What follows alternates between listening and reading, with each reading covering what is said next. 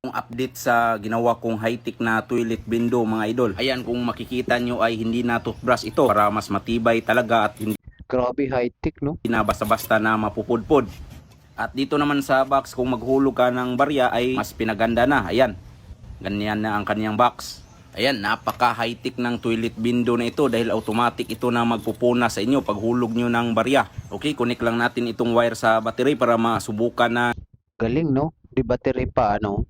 natin. Pagkatapos ay hulugan natin ito ng barya. Ika lang, hanap muna tayo ng barya. Wala dito sa bulsa ko.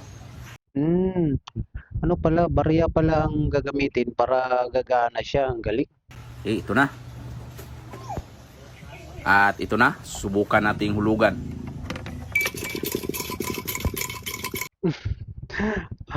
Pero parang delikado yung puwit mo dyan, ah. Ayan, kita nyo kung sa Bisaya pa, waluwag kaayo. At may Ang lupit.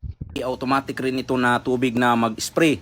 Ayan, ang gagawin nyo ay ilagay nyo lang itong itim na hose dito sa tubig. May tubig din pala.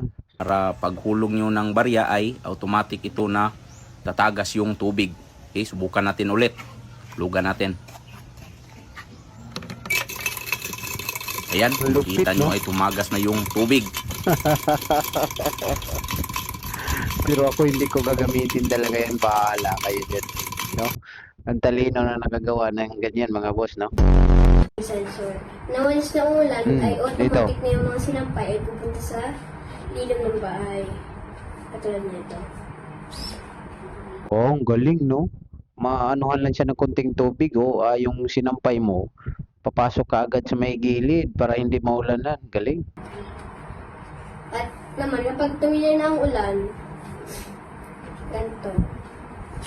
Makabalik ulit siya para Pag wala na rin yung ulan, lalabas din yan ng kusa yung sinampay mo.